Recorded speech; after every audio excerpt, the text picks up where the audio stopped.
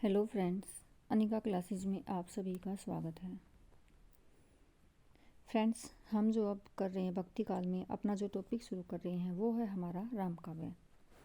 सबसे पहले फ्रेंड्स हम राम काव्य के जो इम्पोर्टेंट फैक्ट हैं वे करेंगे। उसके बाद जो राम काव्य से संबंधित जो कवि आते हैं उनको करेंगे। और जो सबसे मोस्ट इम्पोर्टेंट कवि हैं वो है तुलसीदास।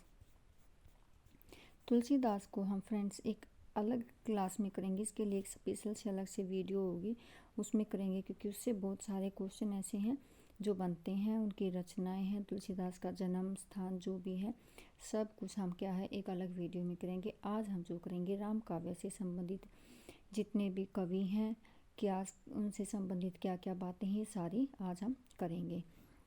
तो सबसे पहले जो हम कर रहे हैं वो कर रहे हैं कि राम काव्य के जो महत्वपूर्ण तथ्य हैं वो क्या हैं। वेदों में कुछ स्थानों पर राम शब्द का प्रयोग मिलता है, लेकिन उसका संबंध दशरथ पुत्र राम से नहीं अपितु अन्य व्यक्तियों से है। राम को सर्वप्रथम उत्तर वैदिक काल का दिव्य महापुरुष माना गया है।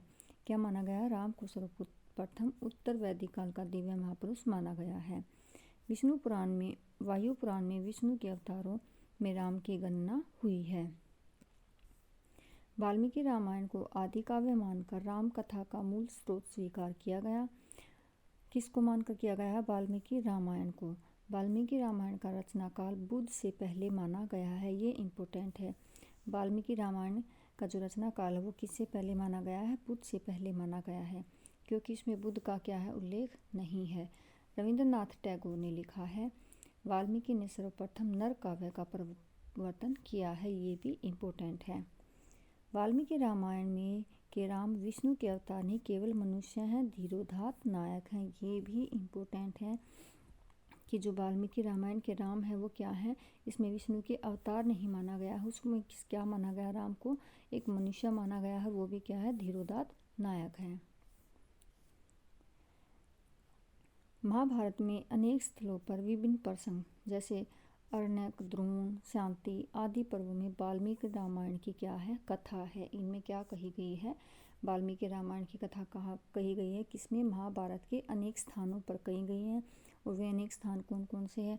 अरण्यक हो, द्रोण है और शांति है। वाल्मीकि रामायण से अलग अलग महाभारत में राम का अवतारी स्वरूप है। महाभारत के अश्वमेध पर्व में अनुगीता में विष्णु के 6 अवतारों का जिक्र है। ये इम्पोर्टेंट है कि जो विष्णु के जो 6 अवतारों का वर्णन है वो किस में है? अनुगीता में है। और वे 6 अवतार कौन से हैं? वाराह, नरसिंह, वामन, मत्स्य, राम व कृष्ण। इन 6 अवतारों का वर्णन किया गया किस में किया गया है? अनुगीता में किया गया है। वाल्मीकि रामायण का भाषा अनुवाद किसने किया था? विष्णु दास ने किया था। ये भी इम्पोर्टेंट है कि जो इसको भाषा में अनुवाद किया गया था, इसको मतलब कि दूसरी भाषा में रूपांतरित किया गया था, वो किसने किया था? विष्णु दास ने किया था। पहले किस में लिखी गई थी? संस्कृत में लिखी गई थी। फिर इसका अनुवाद किसने किया? विष्णु दास ने किया। अब जो हम करेंगे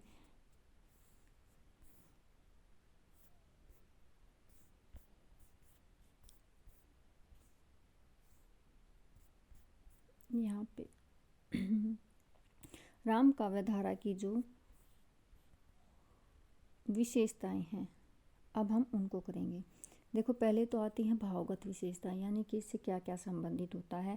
भावगत विशेषता में देखो राम को क्या माना गया? सगुण भक्ति के रूप में दिखाया गया है। दूसरा, लोक मंगल की साधना है। और समन्वयात्मक जीवन दृष्टि, यानी कि सगुण निर्गुण, शैव वैष्णव, भक्ति ज्ञान, राजा प्रजा, भाग्य पुरुषार्थ, पुरुष नारी, विविध वर्णों में भोग त्याग, लोक भाषा, संस्कृत, काव्य तत्व आदि को क्या किया गया है? दिखाया गया है। गहन राजनीतिक बोध, जैसे भक्ति काल की एकमात्र शाखा जिससे तत्कालीन राजनीतिक परिस्थितियों का मूल्यांकन किया गया है। नारी के प्रति क्या है? परंपरागत दृष्टिकोण है। वर्ण व्यवस्था का भी क्या किया गया है? समर्थन किया गया है। मैं ये विशेषताएं क्यों बता रही हूँ? क्योंकि जो क्वेश्चन है वो अब विशेषताओं से भी पूछे जाते हैं। कौन सी विशेषता राम भक्ति काव्य की रही है, कौन सी कृष्ण भक्ति काव्य की रही, इस तरह से भी क्वेश्चन पूछे जाते हैं। ये थी हमारी भावगत विशेषताएं। अब देखो शिल्पगत विशेषताओं में क्या होती है कि जो रचनाएं लिखी गई है उसमें उसका रूप कैसा है, उसमें भाषा कैसी है, किस प्रकार के अलंकार छंदों इनका प्रयोग किया गया है। तो देखो काव्य रूप, सबसे पहले जो काव्य रूप है राम काव्य में वे क्या है? मुख्यतः क्या प्रबंधक और मुक्तक रचनाएं लिखी गई। मुख्यतः क्या है, प्रबंधक काव्य लिखी हैं। भाषा अवधी और ब्रज। अवधी सूफियों जैसी ठेठ नहीं, संस्कृत यानी कि जो अवधी लिखी गई है वो सूफी काव्य जैसी नहीं लिखी गई। इसमें क्या है, संस्कृत शब्दों के साथ अवधी भाषा की रचना की गई है। शब्द संपदा से युक्त है। संस्कृत के स्थान पर जन भाषाओं की क्या है, प्रधानता की गई है। अलंकार, अर्थालंकारों का शब्दालंकारों की तुलना में क्या किया गया, अधिक प्रयोग किया गया है। छंद कौन से हैं, चौपाई है, दोहा है, पद, कुंडलिया, छप्पर, कवित, सवैया आदि क्या है, छंदों का प्रयोग किया गया है। ये क्या है, शिल्पगत विशेषताएं हैं। अब हम जो पढ़ रहे हैं राम काव्य से संबंधित जो इम्पोर्टेंट कवि हैं, एक तो वो, और एक जितने भी कवि हैं जो भी मोस्ट इम्पोर्टेंट हैं वो याद करने, क्योंकि क्वेश्चन ऐसे भी पूछे जाते हैं कि कौन सा कवि राम काव्य से संबंधित है या नहीं है, कौन सा कवि कृष्ण काव्य से संबंधित है या नहीं है। तो हमें ये हर जो धारा है, जैसे निर्गुण की है, सूफी की है, संत सूफी जो भी है, निर्गुण और ये राम और काव्य है, कौन से कवि किस धारा में आते हैं, ये भी इम्पोर्टेंट हैं। सबसे पहले देखिए कौन आते हैं, रामानंद आते हैं। ये भक्ति को दक्षिण से उत्तर लाए, मोस्ट इम्पोर्टेंट पंक्ति है ये, कि भक्ति को दक्षिण से उत्तर लाने का श्रेय किसको है, रामानंद को है। और फिर कबीर ने इनके बारे में क्या कहा था, ये भी मोस्ट इम्पोर्टेंट है। भक्ति द्रावड़ी उपजी लाए रामानंद, प्रगट किया कबीर ने सातवीं नौखंड, क्योंकि ये पूछी जाती है, मोस्ट इम्पोर्टेंट पंक्ति है। तो भक्ति को दक्षिण से उत्तर में कौन लेके आया था, रामानंद लेके आए थे। हिंदी में राम भक्ति के पुरस्कर्ता रामानंद को माना जाता है। आचार्य शुक्ल ने रामानंद को ही हिंदी राम भक्ति काव्य का पहला कवि माना है। मोस्ट इम्पोर्टेंट पंक्ति है कि आचार्य रामचंद्र शुक्ल ने हिंदी राम भक्ति काव्य का पहला कवि किसको माना है, तो वो है रामानंद। रामानंद ने श्री रामार्चन पद्धति, देखो ये पुस्तक बहुत ही ज़्यादा इम्पोर्टेंट है। ये पुस्तक किसकी है, रामानंद की है। पुस्तक में अपनी पूरी गुरु परंपरा दी है, यानी कि जो ये पुस्तक है श्री रामार्चन पद्धति किसकी है, रामानंद की है। और इसमें इन्होंने क्या किया है, अपनी जो गुरु परंपरा है उसका वर्णन किया है। उसके अनुसार रामानुजाचार्यों से 14 पीढ़ी ऊपर थे। रामानंद के गुरु कौन थे, राघवानंद रामानंद के गुरु थे। रामानंद रामानुजाचार्य से इस अर्थों से अलग है कि उनकी उपासना पद्धति केंद्र में वैकुंठवासी विष्णु नहीं बल्कि लोक में लीला करने वाले राम है। ये क्या है, इसमें रामानंद और रामानुजाचार्य की अलग होने की विशेषता बताई गई है। रामानुजाचार्य से उलट रामानंद ने भक्ति के द्वार सब जातियों के लिए खोल दिए थे, यानी कि रामानंद ने भक्ति के लिए हर एक जाति के जो व्यक्ति हैं उनको कहा था कि भक्ति करने का अधिकार सभी को है। तो इसके जो शिष्य हैं वो क्या है, अलग अलग जाति से आते हैं। मध्य युग की समग्र स्वाधीन चिंता के गुरु रामानंद ही थे, ये भी इम्पोर्टेंट है। अब देखिए हनुमान जी की आरती किसने लिखी थी, रामानंद ने हनुमान जी की आरती लिखी थी, ये भी इम्पोर्टेंट है। रामानंद की एक प्रमुख काव्य पंक्ति है, कहा जाए हो धरी लागू रंग मेरो चंचल मन भयो अपंग, ये भी इम्पोर्टेंट है। ये पंक्ति किसकी है, ये रामानंद की है। रामानंद ने एक उत्साही विरक्त दल का संगठन किया जो वैरागी नाम से प्रसिद्ध है। वैरागियों को क्या कहा गया है, अवधूत भी कहा गया है। अयोध्या चित्रकूट आदि वैरागियों के मुख्य स्थान है। इनका मुख्य स्थान क्या है, अयोध्या और चित्रकूट है। वैरागियों की परंपरा में रामानंद का मानिकपुर के शेख पीतकी के साथ विवाद होना भी माना गया है। अब रामानंद किसके समकालीन थे, सिकंदर लोदी के समकालीन थे, और शेख तकी को क्या है, सिकंदर लोदी का गुरु माना जाता है। ये था हमारा रामानंद के संबंध में। इसको क्या है, आचार्य रामचंद्र शुक्ल ने क्या माना है, हिंदी राम भक्ति काव्य का पहला कवि माना है। और इनकी एक पुस्तक थी श्री रामार्चन पद्धति, इसमें क्या है, इन्होंने अपनी पूरी गुरु परंपरा का परिचय दिया है। वैरागी संप्रदाय को रामावत व रामानंद संप्रदाय के नाम से भी जाना जाता है।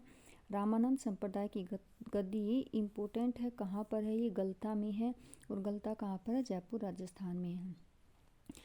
तो रामानंद संप्रदाय की गद्दी गलता में अंतानंद के शिष्य कृष्णदास पहरी ने स्थापित की थी। किसने स्थापित की थी, ये भी इम्पोर्टेंट है, कृष्णदास पहरी ने की थी। अपने महत्व के कारण इसे उत्तरोत्तरादि भी कहा जाता है।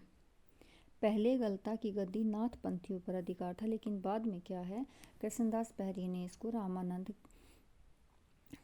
संप्रदाय के लिए क्या कर दिया था, स्थापित किया था। इम्पोर्टेंट इसमें क्या है, गद्दी का नाम क्या है, गलता है, कहाँ पर, राजस्थान जयपुर में है।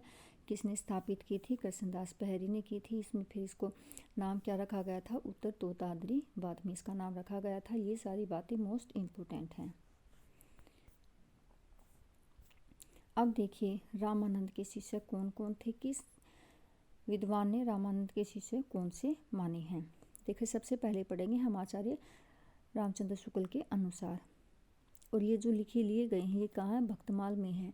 भक्तमाल के अनुसार ही रामचंद्र शुक्ल ने रामानंद शिष्यों को लिया है। अंतानंद, सुखानंद, सुसुरानंद, नरहरियानंद, भावानंद, पीपा, कबीरदास, सेन, धन्ना, रैदास, पद्मावती और सुश्री, ये किसके अनुसार है, रामचंद्र शुक्ल के अनुसार है। अब है हजारी प्रसाद द्विवेदी के अनुसार, उन्होंने आशानंद, सुखानंद, सुरसुरानंद, परमानंद, भावानंद, पीपा, कबीर, सेन, धन्ना, रैदास, महानंद और श्री आनंद इनको इनके शिष्य माना है। अब है डॉक्टर रामकुमार वर्मा। रामकुमार वर्मा ने माना है अंतानंद, सुखानंद, सुरेश्वरानंद, नरहरियानंद, भावानंद, योगानंद, पीपा, कबीर, शेर, धन्ना, रैदास और पद्मावती, ये जो इनके शिष्य हैं ये अलग अलग विद्वानों के अनुसार अलग अलग दिए हुए हैं कि किसने कौन से इनके शिष्य माने हैं। अब नेक्स्ट देखिए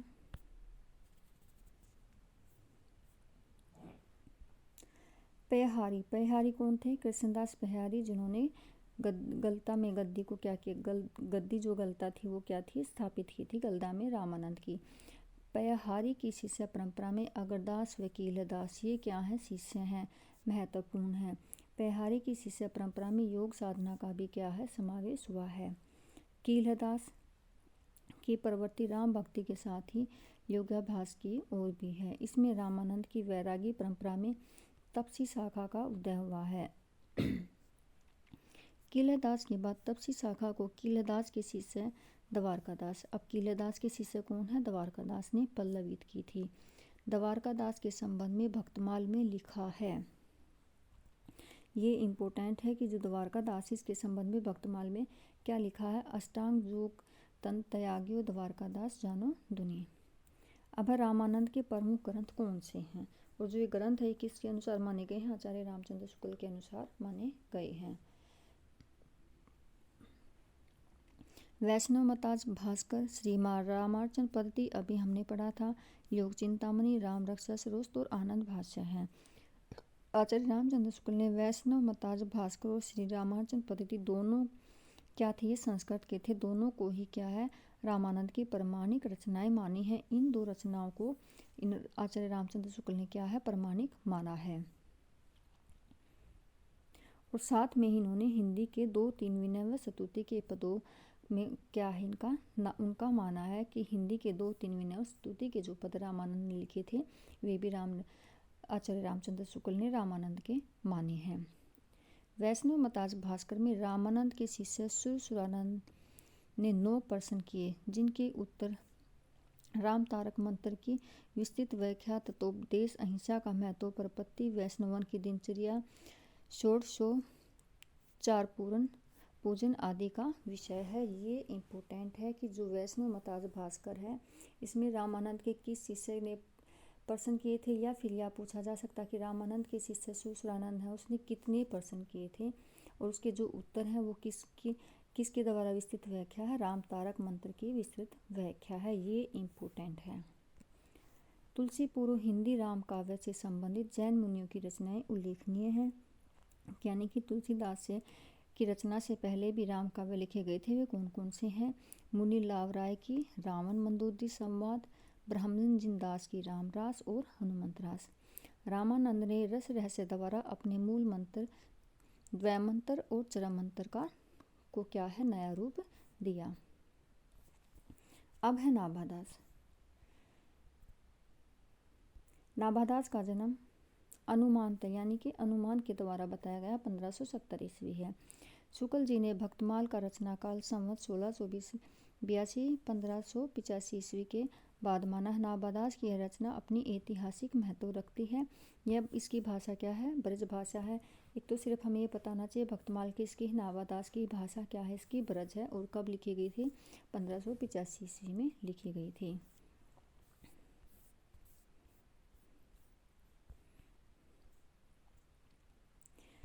बच्चन सिंह ने आचार्य शुक्ल के मतों का सैतरक यानी कि बिल्कुल तर्क के साथ दिखाकर खंडन किया था कि भक्तमाल का रचनाकाल संवत 1686 ईस्वी है। यानी कि बच्चन सिंह ने आचार्य शुक्ल के अनुसार जो सन है उसको अलग माना था, 1686 संवत माना था, आसपास माना है। अब है नाभादास के गुरु कौन थे? अगरदास थे। अब देखिए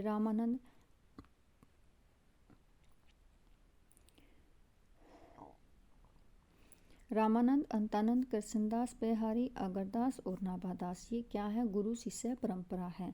अब देखिए भक्तमाल में 200 भक्तों के चरित्र 316 छप्पों में वर्णित है। इंपॉर्टेंट है कि जो भक्तमाल में 200 भक्तों के जो चरित्र हैं वो कितने छप्पों में? 316 छप्पों में है। नाभादास क्या है? तुलसी के समकालीन थे। तुलसी के बाद इनकी क्या हो गई थी? मृत्यु हो गई थी। हिंदी में भक्तमाल परंपरा का श्रेय इन्हीं आता है। यानी कि जो भक्तमाल परंपरा शुरुआत की थी वो किसके द्वारा की गई थी? नाभादास के द्वारा की गई थी। प्रियादास भी किसकी है? नाभादास की। सन 1712 ईस्वी में रसबोधनी शीर्षक से भक्तमाल की टीका ब्रज भाषा में कवित सविया में लिखी गई थी। भक्तमाल में भक्तों का परिचय, रचना शैली, काव्य कला, उपासना पद्धति, विशिष्ट आदि को एक ही छप्पे की समाज शैली का प्रयोग किया गया। ये इम्पोर्टेंट नहीं है, हम इसमें जो इम्पोर्टेंट है सिर्फ वही करेंगे। ये देखो गिलियसन ने नाभादास का उपनाम नारायण दास बताया है, ये इम्पोर्टेंट है। जबकि बच्चन सिंह ने क्या किया था? इसका खंडन किया था। नाभादास की अष्टयाम पर अगरदास की अष्टयाम का क्या है? प्रभाव है। किसका प्रभाव है? अगरदास की अष्टयाम का प्रभाव है नाभादास की अष्टयाम पर। अब ये देखिए बच्चन सिंह ने नाभादास और नारायण दास को अलग अलग नाम माना है। साथ में यह भी माना कि भक्तमाल में दोनों की रचनाएं हैं। जबकि गिरियसन ने ही क्या माना? नाभादास का नाम ही नारायण दास माना है। नाभादास रसिक संप्रदाय के कवि हैं। किस संप्रदाय के हैं? रसिक संप्रदाय के हैं। अष्टयाम में नाभादास लिखते हैं, अवधपुरी की शोभा जैसी कही नहीं सह कही शेष श्रुति तैसी। ये थे नाभादास के बारे में। अब है केशवदास जो वो हमारे रीति काल में आएंगे, लेकिन सिर्फ जो केशवदास के बारे में हम पढ़ेंगे सिर्फ एक ही रचना पढ़ेंगे। देखो मूल गोसाई चरित्र किसके द्वारा थी? बेनी माधव दास के द्वारा लिखी गई थी। के अनुसार तुलसी ने केशव को प्राकृत कवि कहा था। तुलसी ने केशव को कैसा कवि कहा था? प्राकृत कवि कहा था। इस लांछन से मुक्त होने पर रामचरितमानस की प्रतिस्पर्धा में केशव ने रामचंद्रिका की रचना एक ही रात में कर दी थी। देखो जो रचना तुलसीदास ने 2 साल में की थी लगभग, वो क्या है? केशवदास ने उसी के आधार पर एक रचना की रामचंद्रिका, वो भी क्या है? एक रात में ही कर दी थी। भक्ति काल में केशवदास से संबंधित इम्पोर्टेंट यही है। शुक्ल जी ने इन्हें कठिन काव्य का प्रीत कहा है। पीताम्बर दत्त बर्थवाल ने रामचंद्रिका को फुटकर कविताओं का संग्रह कहा है तथा राम स्वरूप चतुर्वेदी ने छंदों का अजायब घर कहा है। और विजयपाल सिंह ने केशव को क्या कहा है? कोर्ट का कवि कहा है। भक्ति काल में सिर्फ केशवदास के बारे में हम इतना ही पढ़ेंगे।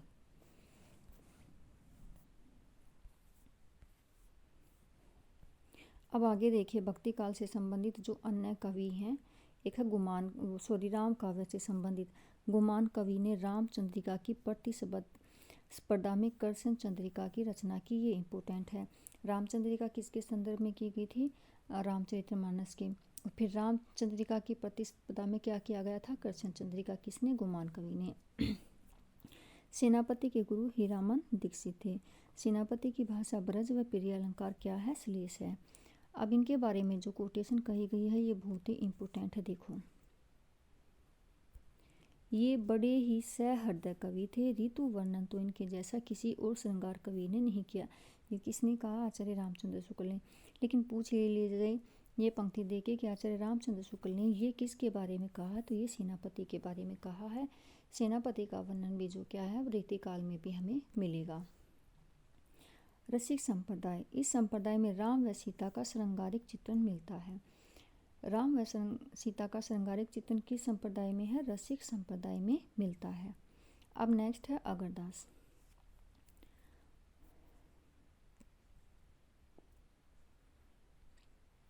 अगरदास ने स्वयं को सीता की सखी मानकर अगर अली नाम से राम भक्ति में काव्य रचना कर राम भक्ति शाखा में रसिक भावना का समावेश किया है। इन्होंने क्या किया, स्वयं को सीता की क्या माना, सखी माना है। इस प्रकार रसिक संप्रदाय की स्थापना हुई। अभी हमने पढ़ा था कि रसिक संप्रदाय में क्या है, राम और सीता का क्या है, श्रृंगारिक वर्णन है। इनके प्रचलित छंदों में अगर अली की छाप मिलती है। अगरदास ने जयपुर के पास रेवासा में अपनी गद्दी स्थापित की। ये इम्पोर्टेंट है। जैसी रामानंद की गद्दी गलता में थी, वैसे ही अगरदास की जयपुर के पास रेवासा में अपनी क्या गद्दी स्थापित की थी। ध्यान मंजरी रसिकोपासना का सिद्धांत ग्रंथ है। देखो, अगर यहाँ पर मंजरी है तो ये मत सोचना कि ये नंददास की है। शुक्ल जी ने अगरदास की कविता को कृष्ण भक्ति कवि नंददास के समान बताया है। ये इम्पोर्टेंट है। देखो, अगरदास को शुक्ल ने किसके समान बताया है, जो कृष्ण भक्त कवि नंददास हैं उसके समान बताया है। युगल प्रिया जी ने उन्हें सीता की प्रिय सखी चंद्रकला का अवतार माना है। नाभादास ने इन्हें बाग बगीचों का प्रेमी कहा है।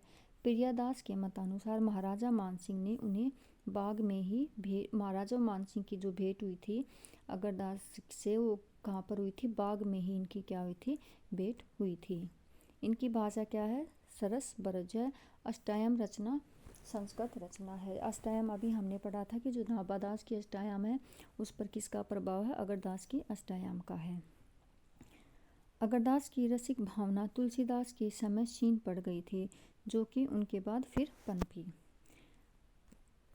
विष्णुदास डुगेंद्र के राजकवि थे। रामायण कथा रामकथा संबंधी हिंदी का प्रथम प्रबंध काव्य है। हम जो देखेंगे सिर्फ इम्पोर्टेंट देखेंगे। शुक्ल जी ने राम भक्ति काव्य के श्रृंगारी भावना का प्रवर्तक रामचरण दास को माना है। इन्होंने रामचरितमानस की प्रथम टीका लिखी थी। रामचरितमानस की प्रथम टीका किसने लिखी थी, रामचरण दास ने लिखी थी। और शुक्ल ने इनको कैसा माना है, राम भक्ति काव्य में श्रृंगारी भावना का प्रवर्तक माना है। ये इम्पोर्टेंट है। रामचरण दास ने अपनी शाखा का नाम स्वसुखी शाखा रखा।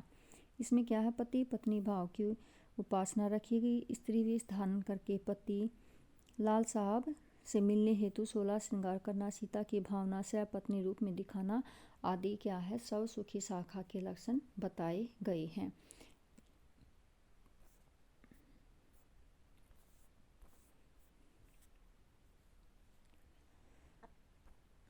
कौशलखंड स्वसुखी शाखा का प्रमुख ग्रंथ माना जाता है। स्वसुखी शाखा का प्रमुख ग्रंथ कौन सा है, कौशलखंड है, जिसमें राम की रासलीला के वर्त कल्पित किए गए तथा राम के 99 रास माने गए, जहाँ उन्हें शेष रास को पूर्ण करने के लिए कृष्ण रूप में अवतार लेना पड़ता है। जो इम्पोर्टेंट है, देखो, जीवा राम ने तत्सुखी शाखा चलाई, जिसमें सखी भाव रखा गया था। राधा चरण दास ने स्वसुखी थी और जीवा राम की तत्सुखी शाखा थी। सखी भाव की उपासना का खूब प्रचार युगलान्य शरण ने किया। रीवा के महाराज रघुराज सिंह ने इन्हीं की सम्मति से चित्रकूट की भावना वृंदावन से कर दी। चित्रकूट में ये इम्पोर्टेंट नहीं है, जो इम्पोर्टेंट है हम सिर्फ वही देखेंगे। ये इम्पोर्टेंट है। स्वसुखी में भोक्ता का सुख है तो तत्सुखी में दृष्टा का। ये इम्पोर्टेंट है। ये किसके द्वारा है, बच्चन सिंह का। स्वसुखी किसका था, राजा चंद्रदास का था। तत्सुखी किसका है, जीवाराम का है। स्वसुखी में भोक्ता का सुख है तो तत्सुखी में क्या है, दृष्टा का। ये किसके द्वारा कही गई है, ये बच्चन के द्वारा की गई है। अब हम जो कृष्ण कवि हैं, जो कृष्ण काव्य धारा है, उसमें जो कवि हैं उनमें क्या है, राम काव्य का भी समन्वय है। अब किस किस में है, किस तरह से किस रचना में हमें राम काव्य का समन्वय मिलता है, हम भी देखेंगे। विद्यापति में राम कथा विषयक 4-5 पद मिलते हैं, यानी कि जब विद्यापति ने रचना की थी उसमें भी क्या है, राम कथा के 4-5 पद मिलते हैं। वल्लभाचार्य ने शुद्ध द्वैत में राम को भी महत्ता दी है। पुष्ट मार्गीय मंदिरों में वर्षोत्सव में राम नवमी व राम मंदिर में कृष्ण जन्माष्टमी मनाई जाती है। ये सारी जो राम और कृष्ण से संबंधित है, कि जो कवि कृष्ण धारा से संबंधित हैं और राम काव्य धारा से भी संबंधित है, यानी कि कृष्ण काव्य धारा में भी राम का जिक्र हुआ है। अर्थशास्त्र के कवियों ने भी राम कथा के प्रति अपना अनुराग प्रकट किया है। सूर सागर के प्रथम व नवम स्कंद में राम कथा संबंधी अनेक पद हैं। नवम जो नवम स्कंध है उसमें क्या है, संपूर्ण राम कथा लगभग 158 पदों में वर्णित है। सूर्य ने राम को लोक रक्षक रूप में क्या, राम की जो है वो उपासना की है, किस रक्षक रूप में की है, लोक रक्षक के रूप में उपासना की है। सूर्य ने नवीन उद्भावना, जैसे कि हनुमान से लक्ष्मण मूर्छा का वृत्तांत सुन अयोध्यावासियों की चिंता तथा कौशल्या व सुमित्रा का राम के नाम संदेश। कौशल्या लक्ष्मण के बिना राम को अयोध्या आने से मना कर देती है। सुमित्रा युद्ध भूमि में सेवक की वीरगति के बाद भी घर वापस अयोध्या आने को कहते हैं।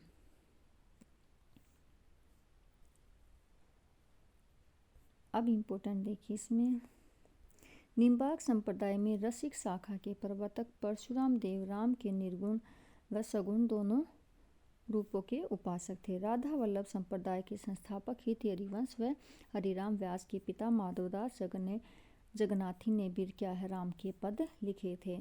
एक जितने भी संप्रदाय हैं, हमने अभी तक संप्रदाय नहीं किए हैं, वे मैंने इसलिए नहीं किए हैं क्योंकि जितने भी संप्रदाय हम एक टेबल के थ्रू करेंगे कि कौन सा संप्रदाय किससे संबंधित है और इससे जुड़ावाद कौन सा है और इससे संबंध में क्या क्या कहा गया है, हम संप्रदाय एक साथ करेंगे। फ्रेंड्स, ये हमारी जो वीडियो थी राम काव्य से संबंधित जो कवि हैं, कौन कौन से कवि हैं। अब जो हमारा इम्पोर्टेंट कवि रहता है वो हमारा है तुलसीदास। इसको हम नेक्स्ट वीडियो में तुलसीदास की जितनी भी रचनाएं हैं, रामचरितमानस से संबंधित जितनी भी बातें कही गई हैं, हम सारा एक वीडियो में कंप्लीट करेंगे। उसके बाद जितने भी राम काव्य से संबंधित जितने भी कवि हैं उनकी रचनाएं हैं, एक टेबल के थ्रू हम उनको भी करेंगे। Thank you friends.